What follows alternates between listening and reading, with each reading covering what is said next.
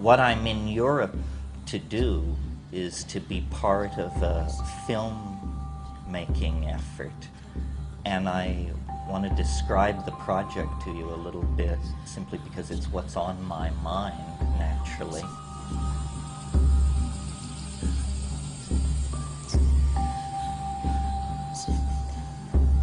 It's not a film about rave culture, it's not a film about Albert Hoffman, it's not a film about body piercing or any of these things that great films need to be done about and have been done about. It's about one of your local heroes who is a great hero of mine, and I'm talking about Frederick V, Elector Palatine, Prince of Heidelberg, King of Bohemia, who was not content to sit back and let things happen, but was willing to launch a grand alchemical dream of a reformation of human society.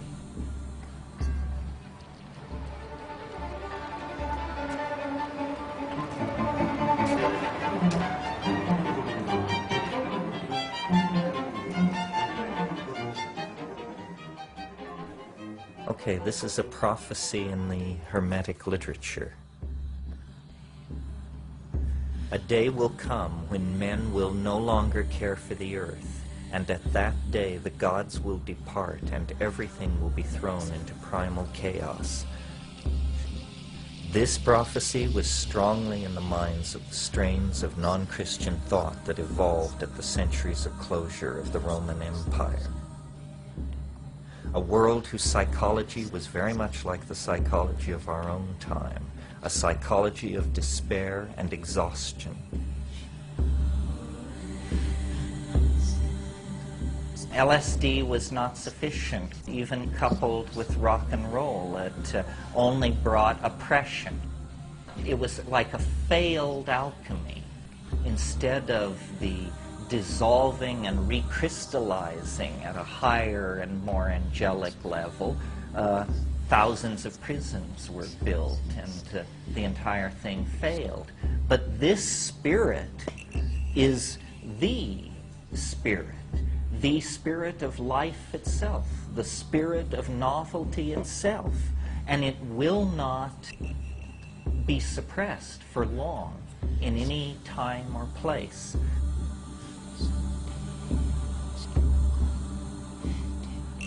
So now again, it comes.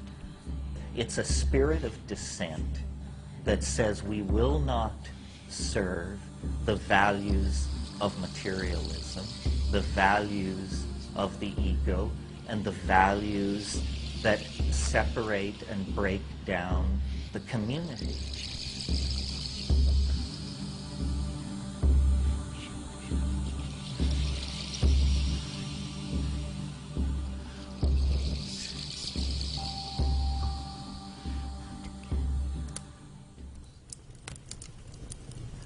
In the 120 years from 1500 to the beginning of the 30 Years' War, Europe was caught in a number of conspiracies and political intrigues directed toward moving Europe toward a magical and alchemically based society.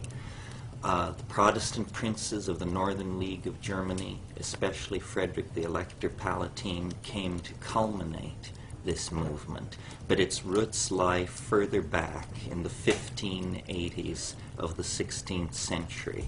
It was in this period that the English astrologer, astronomer, mathematician, navigator, and expert of espionage, John Dee, launched his famous and mysterious mission to Bohemia, a little-known incident in European history which holds clues to understanding the fate and evolution of modern science and the nature of a lost world of magical and alchemical thinking that once claimed the attention of the European imagination.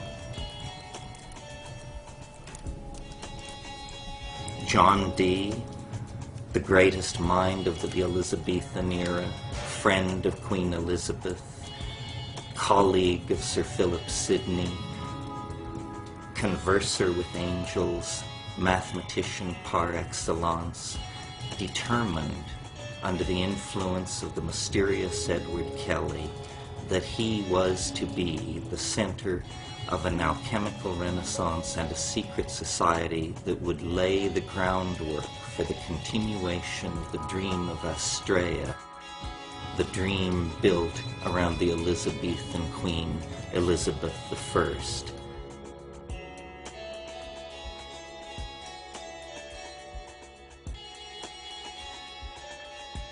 He associated himself intensely with the Arthurian mythical and mystical side of the Elizabethan idea of British Empire.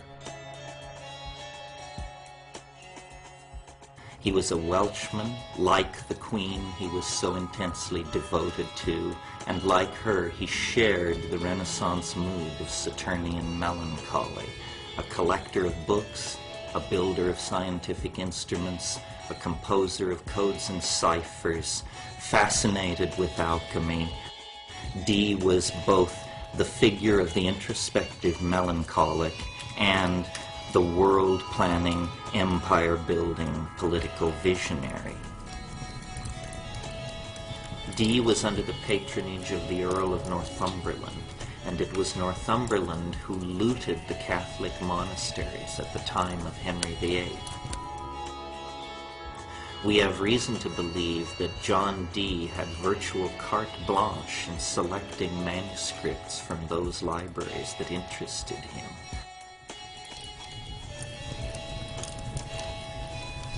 Not only was Dee a scholar of the classics and the magical past, but he was an intimate friend with some of the great movers and shakers of his own time, particularly Sir Philip Sidney and the entire coterie of poets and artists who had gathered themselves around Elizabeth, Astrea, to celebrate her reign and to make of her the paradigmatic sovereign of Europe that Dee believed led the way toward the establishing of a universal alchemical monarchy. It was essentially a poetic enterprise, as alchemy always is. Merlin, in the Arthurian legends, has come down to us basically disguised as John Dee. The image we have of Merlin is Dee's image. So Dee possessed an enormous power over the imagination of his contemporaries. They were in awe of his learning.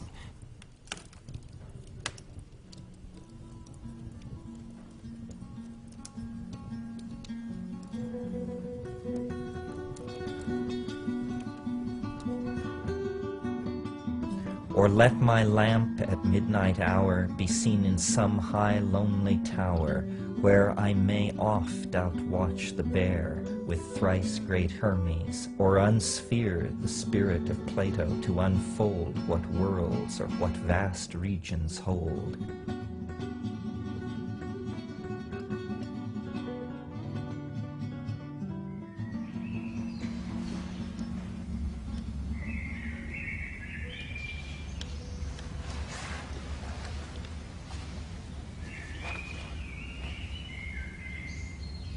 Perhaps we are the naive ones. Perhaps we too quickly assumed that we had understood all there was to know about matter. After all, even to this moment, we cannot locate the seat of the imagination in matter. We cannot trace the evolution of a human thought or hope in matter.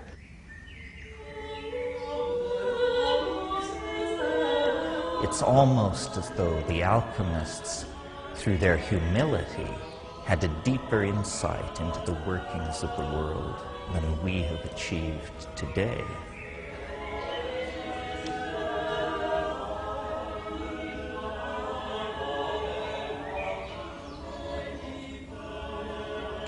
The transformation of matter into a universal panacea for the redemption of mankind. This was Dee's great passion.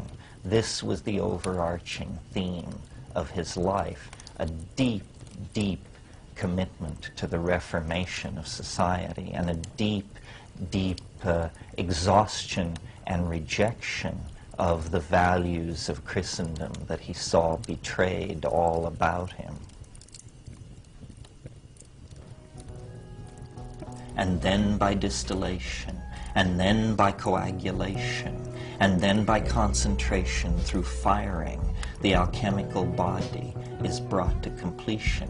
These are processes that go on both within the chemical retort, the alembic, in the alchemist's laboratory, and they are processes which go on in the heart and mind of the alchemist. One process dissolves, another process separates the dross, the gross matter, from the precious. Another concentrates the subtle essence. Another raises the subtle essence to another level of refinement.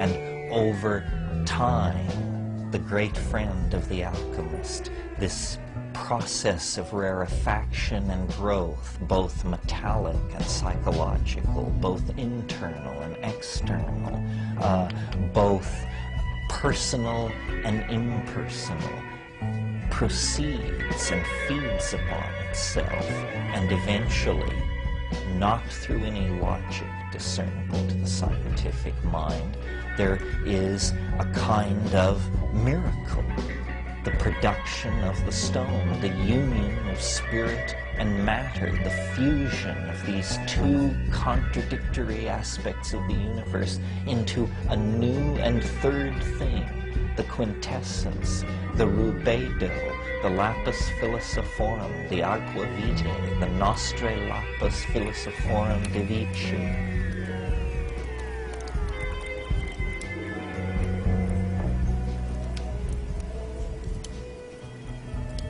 I would place Dr. Dee at the center of this business, and then it's a dissolve to Mortlake, 1582, the angelic encounter.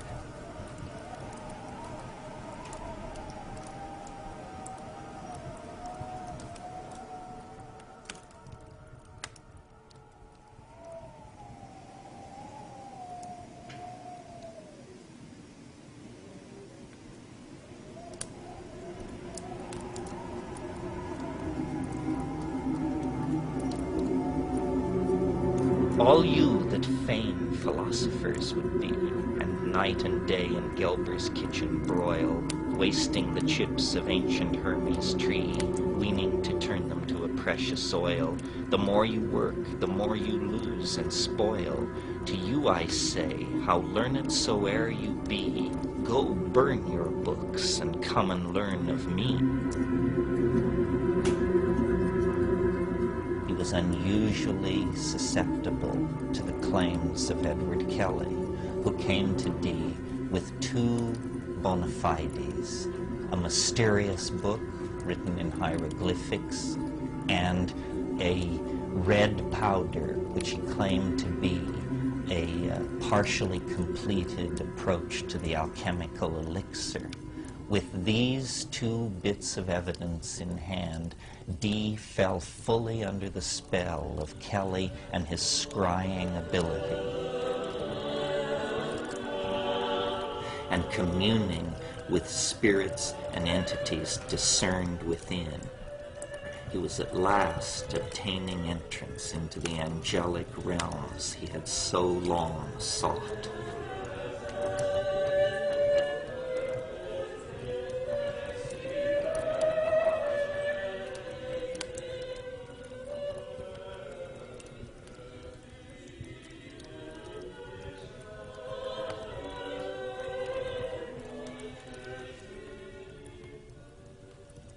The diaries of Dee show that over a period of years and on a daily basis, he and Edward Kelly would regularly retire to the inner chambers of Dee's house, first at Mortlake, and then in a series of courtly settings as they moved about Europe. And in these seances, in these settings, a vast cast of angels and voices passed in parade, always egging our protagonists deeper into the Rosicrucian Enlightenment and the political dispensation that they sought.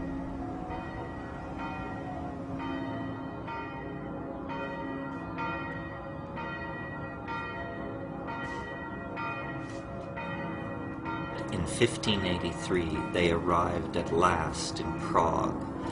Prague at that time was ruled by Rudolf II, the occult emperor, collector of dwarves and giants, patron of alchemy and astrology, one of the most eccentric and extravagant rulers in the entire panoply of European history.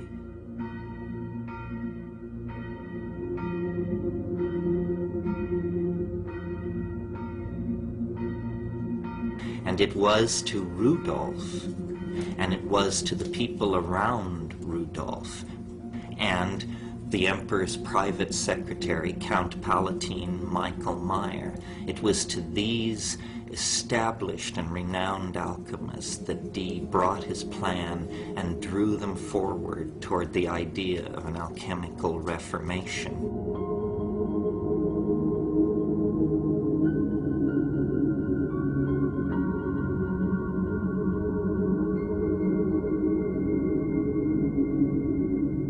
Was able to lay the groundwork for events which a generation later would blossom into the Rosicrucian Enlightenment.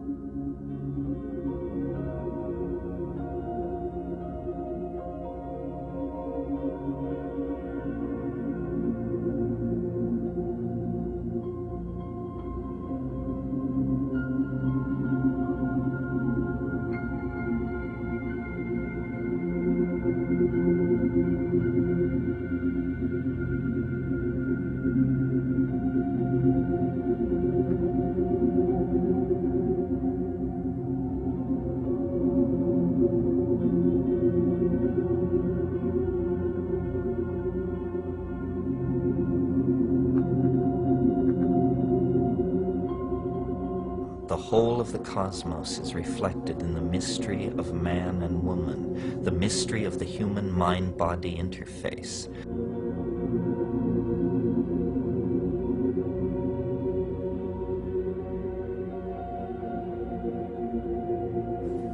It's important to see Dee as a kind of culmination of a tradition that had been at work for over 150 years in Europe.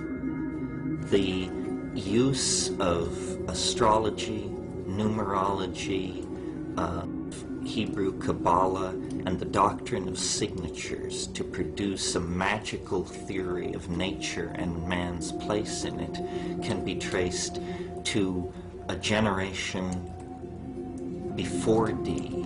People like Henry Cornelius Agrippa von Nettelsheim, who became the prototype for Faust, the Bishop Trithemius, the great developer of codes and ciphers, one of Dee's great passions, the Florentine magician Marcello Ficino, who was the great rediscoverer and promoter of the Hermetic knowledge, and upon which he drew very heavily. But he took their work and added the dimension of the idea of an angelic intercession into politics of the time, essentially in support of the values of the young Queen Elizabeth and her Astrea reign.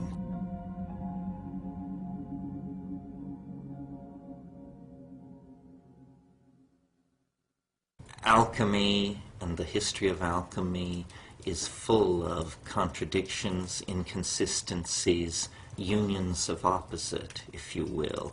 The very year that the Rosicrucian manifestos claimed the attention of the European public, 1608, Dee died in poverty and disappointment in his now half-looted and abandoned home at Mortlake.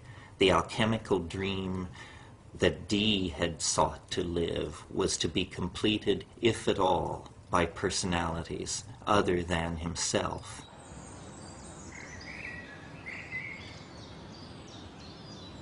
Our revels now ended. These are actors, as I foretold you, were all spirits that melted into air, into thin air.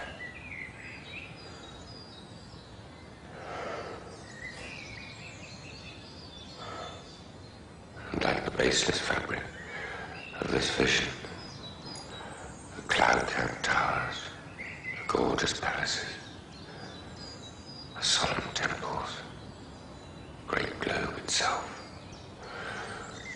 yea, all which it inherit, shall dissolve, and like this insubstantial pageant fade, leave not a wreck behind. We are such stuff as dreams are made on, and our little life is rounded with a sleep.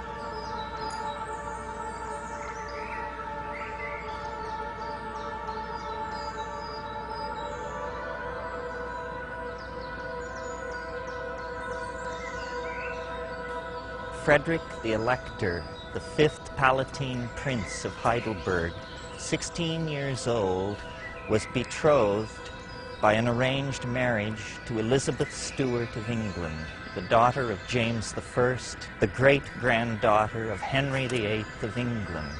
She too was but 16 years old when they were married in one of the most dramatic nuptials that London had ever witnessed.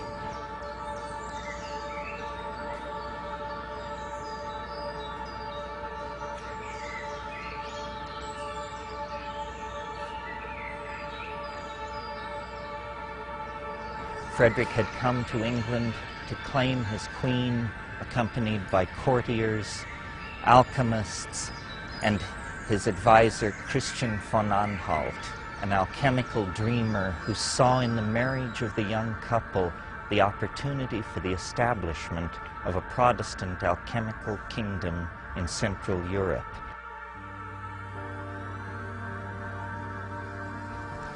The young couple, lost in love, made their way back to Frederick's beautiful Palatinate in southern Germany, and there they intended to dwell and found a dynasty. But such was not to be.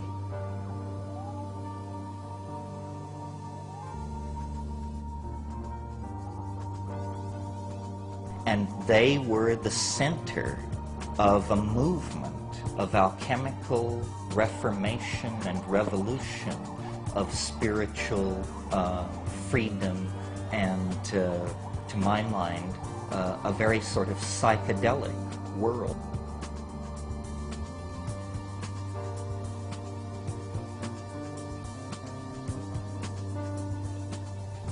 A rarefaction, good alchemical word, a rarefaction of the human imprint on this planet, a spiritualization of humanity, and a new order of mind folded in to this pair of 16-year-olds.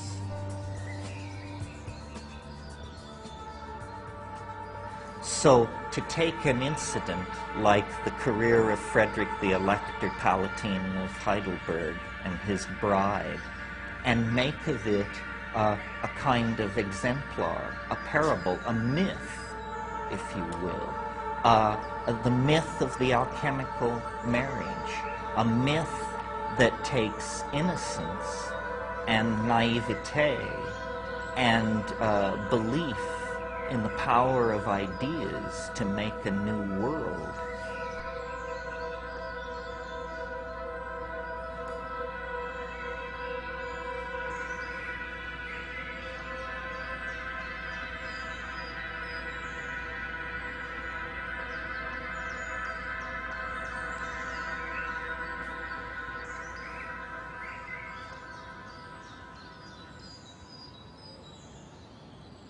In the decades immediately before the birth of modern science, the exploration of the New World and the flowering of the alchemical imagination confronted European man with a bewildering complexification of nature.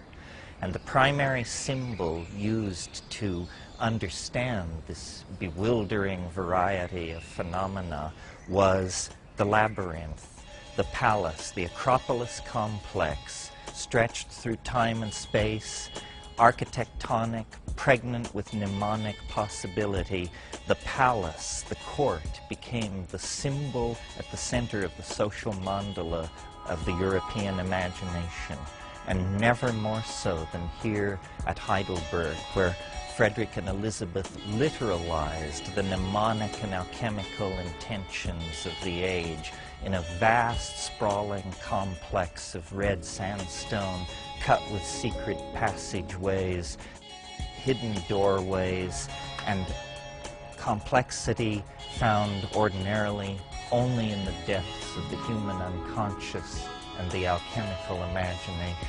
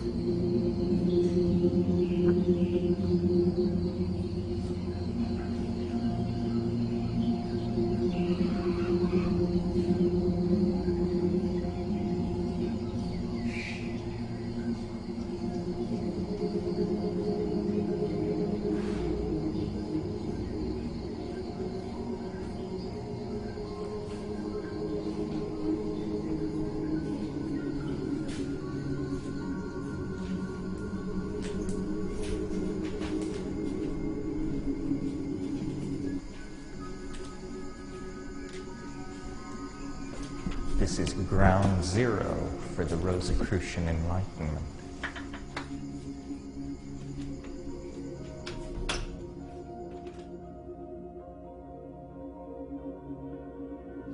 Standing here in the alchemical laboratory of the palace in Heidelberg, we are essentially at the center of the alchemical hopes of the Rosicrucian Enlightenment. It was here in the years before the adventure in Bohemia that Frederick's alchemists, astrologers, and soothsayers toiled directly under the king's observation and control. Here came Michael Meyer, Heinrich Kundrath, the great names of alchemy. It's entirely possible that John Dee was in this room. It's entirely possible that Edward Kelly stood where I am standing now.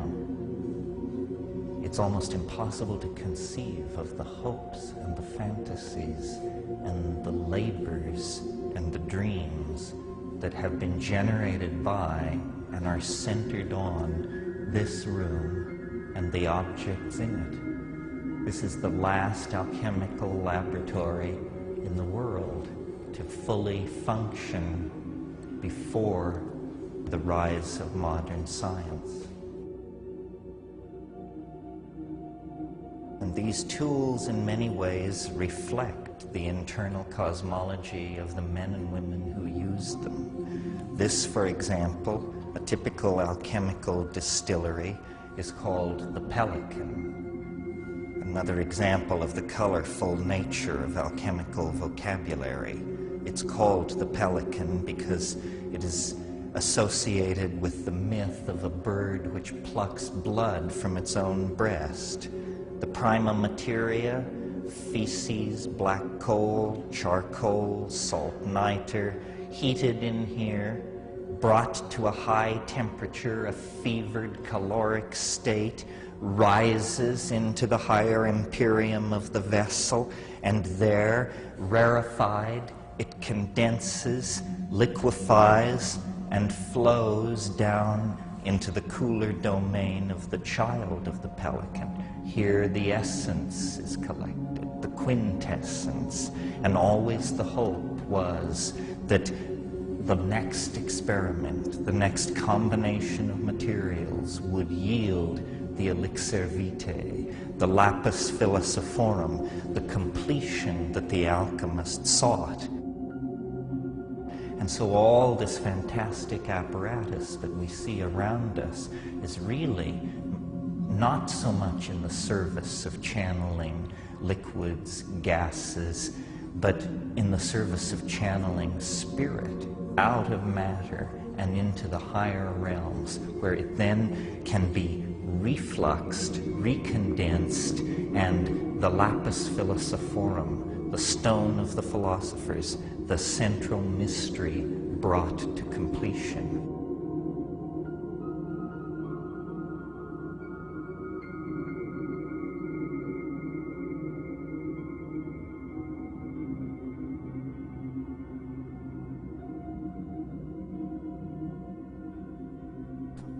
It's the self that we are trying to recover.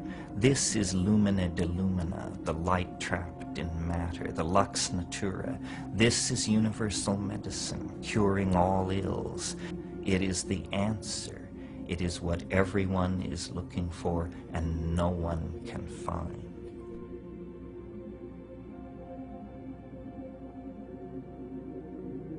And so the alchemist toiled over the centuries, the torment of the sulfur, the torment of the cinnabar, the search for the triumphant chariot of antinomy, the search for the quintessential essence that represented the union of all the world that the alchemists saw around them.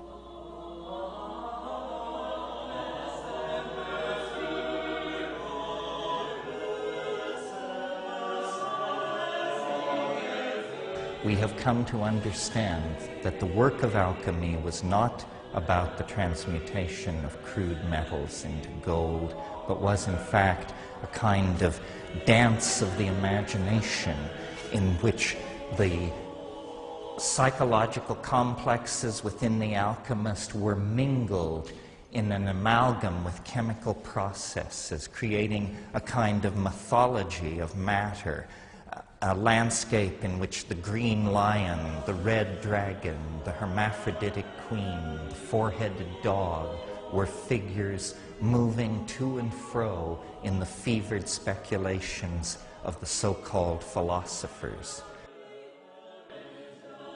And the belief was that man could work with nature, a full partner with the divine process, and redeem the light fallen into matter, and in so doing, redeem himself.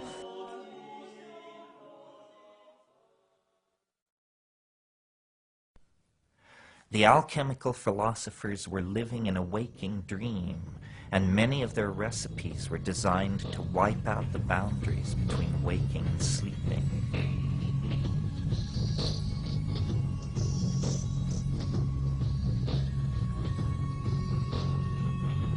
The stages in the great work, beginning in the negredo, the blackening, then the rubedo, the reddening, the citrinitas, the yellowing, the veriditas, the greening, the albedo, the whitening, and finally the purificatio.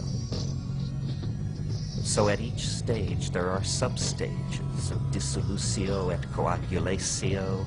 It's a melting and a recasting and a purifying of psychic contents.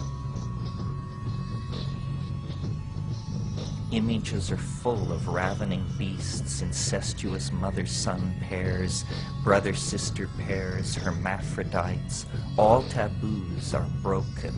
This stuff just boils up from the unconscious, then is sublimed through the stages and is somehow fixed. And this fixing is the culmination of alchemy. If you bring off this trick, then you possess our stone, the philosopher's stone, the lapis, the Sophic hydrolith of the wise.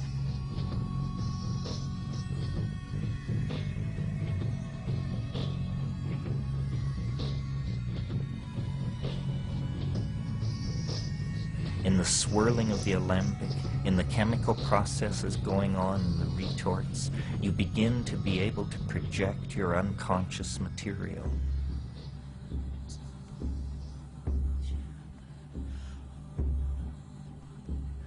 We are never really able, except in the psychedelic state, to transcend the belief in the inner world and the outer world as being somehow separate.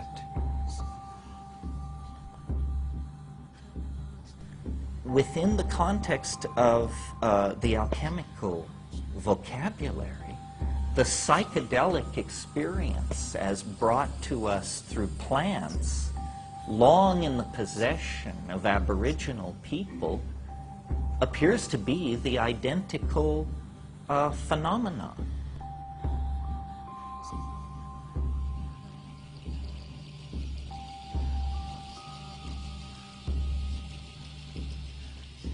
And the plants lift the imprisoning structures of the ego, and the ego flows out into the world.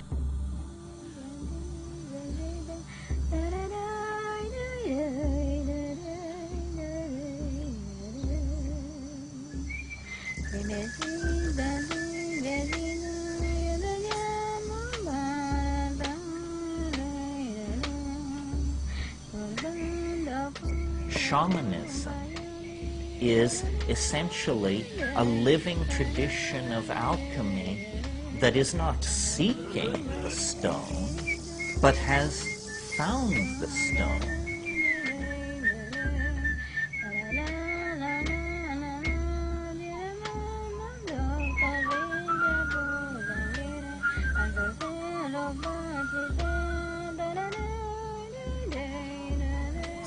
The shamans of the Amazon have attained a sufficient sophistication to explicitly understand that the vessel of alchemical transformation is the body and the head of the experience.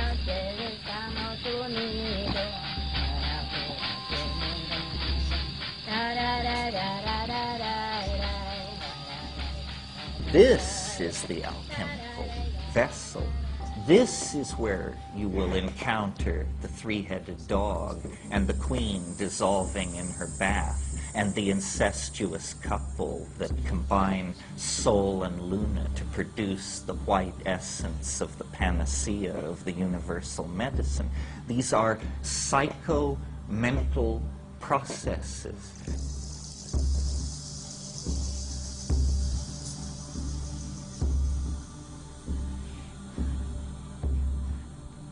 Nature is a great distillery of complexity, alchemical gold, novelty, connection.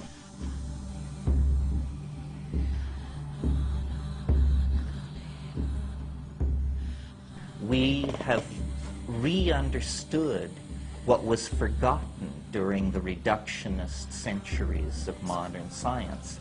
We've re-understood that the world is one thing, and it's a living thing. It's a thing with an intent and a spirit.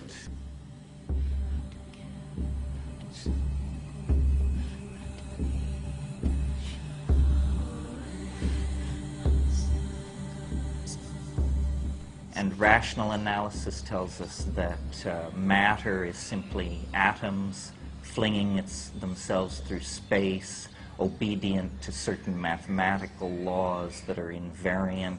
And all the creativity, all the sense of connectedness that we experience as living beings, as members of a society, as human beings in contemplation of nature, all of that was denied.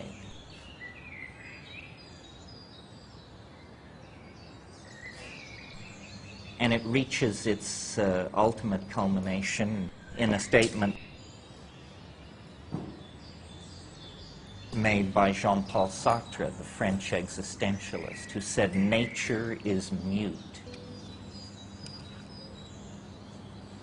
You understand what I mean? Nature gives no clue, he tells you. Man is alone in the cosmos with his complexes and his obsessions. He confers meaning. I reject this. I think the entire message of the psychedelic experience, which is that nature seeks to communicate. All being is pregnant with language. All reality wants to include the human side of nature in its ongoing intent. One of the most famous of all alchemical axioms is "as above, so below," meaning always that in every small part of reality there is a tiny reflection of the great overstructure of reality. And in the largest structures are hidden the secrets of the smallest, and vice versa.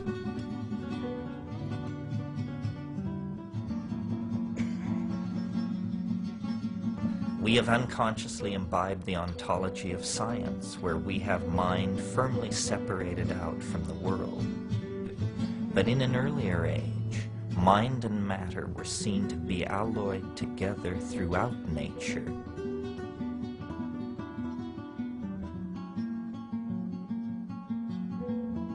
And I think it's very interesting that at this very high-tech moment in our adventure, the plants return and almost stand before us as a beacon and a promise.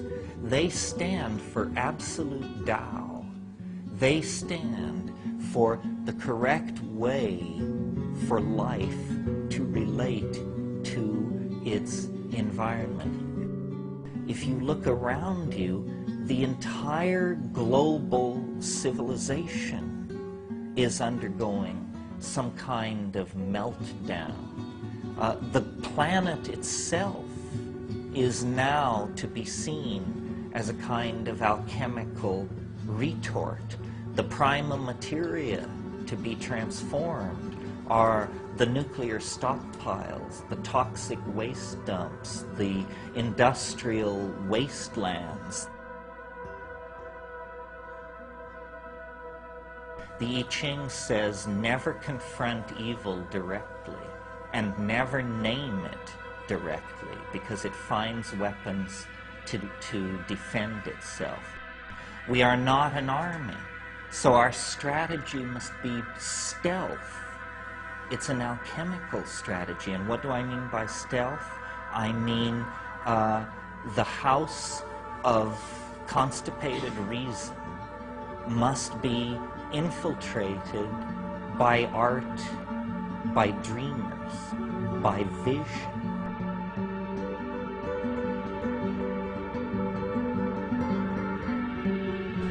Find the others.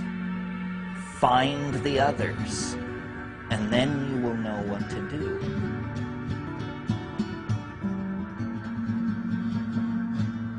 All truth which springs from the individual is subversive.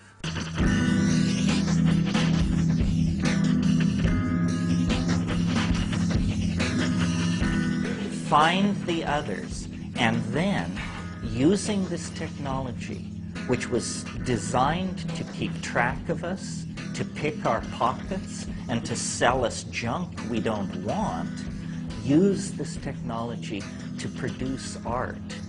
Massive amounts of subversive art. All culture is some kind of myth. All cultural stories, then, have a psychic dynamic to them.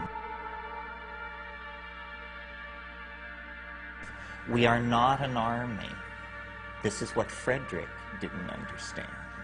He was a king, but he was not an army.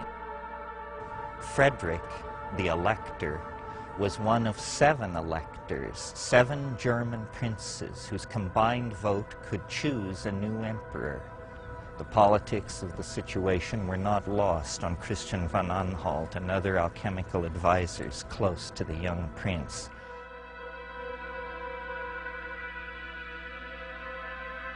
Frederick began to plan beyond the fairy tale world of his Heidelberg Palatinate and dream of himself, the alchemical emperor, returned to the throne of the Kingdom of Bohemia in Prague.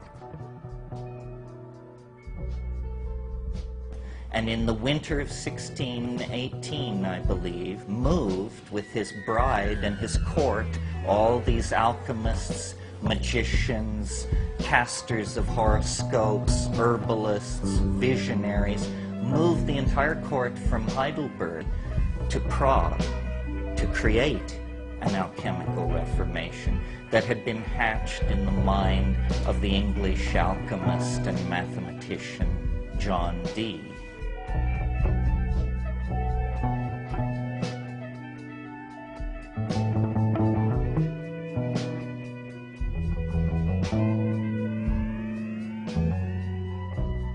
Unfortunately, the alchemical dream was not to be.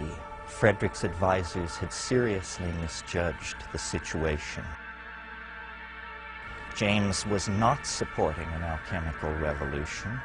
He was playing one side against the other, and to the idealists in Prague, such cynicism was unimaginable.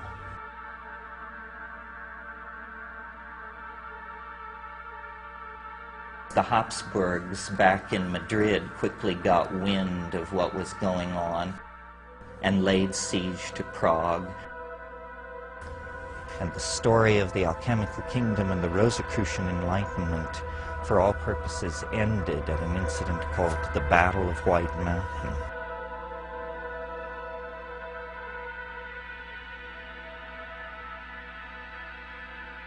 And Elizabeth fled to the Netherlands with her children.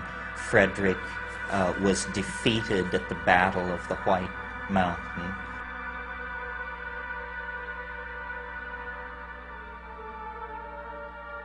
And the alchemical dream died.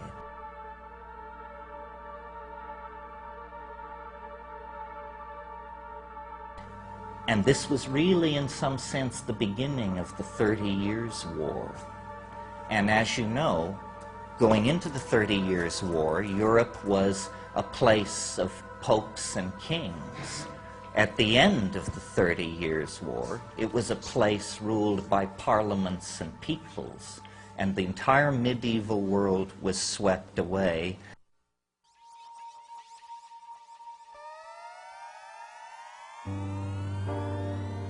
And these angel-dealing, horoscope-casting, alchemy-pursuing visionaries of this Rosicrucian Renaissance became simply objects of historical curiosity.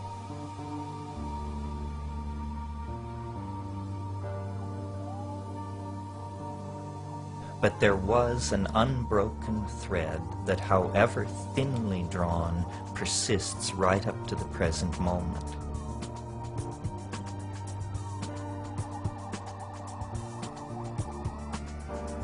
So the idea is to show the way back to the high magic of the late Paleolithic.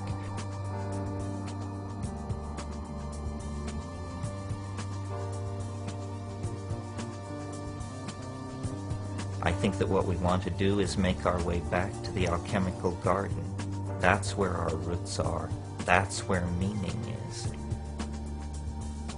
Meaning lies in the confrontation of contradiction, the coincidentia oppositorum, a rediscovery of the real ambiguity of being, a deeper possibility, a rebirth of the human spirit.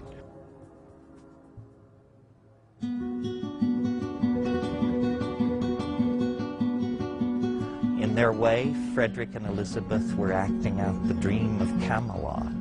In their way, they were acting out the alchemical dream of the rebirth of the king and queen. In their way, they were laying the groundwork for a new dispensation of human thought, freed from the medieval assumptions of guilt and the need for redemption, a point of view that made human beings co-creators in a magical universe with a loving deity. All that passed away with the fall of the Winter King and Queen.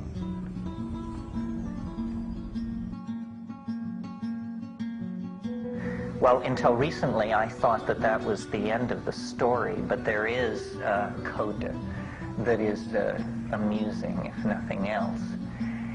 This Habsburgian army, having laid siege and destroyed the alchemical kingdom, began to retreat across Europe. In that Habsburgian army, there was a young soldier of fortune, only 19 years old, still wet behind the ears, happily soldiering and wenching his way around Europe, and his name was René Descartes.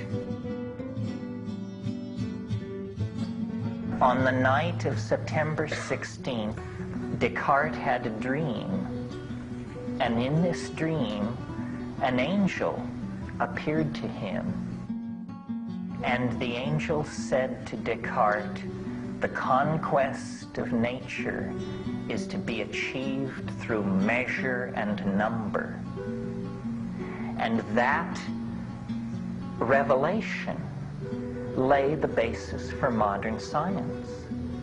It's the alchemical angel, which will not die. It returns again and again to guide the destinies of nations and peoples toward an unimaginable conclusion.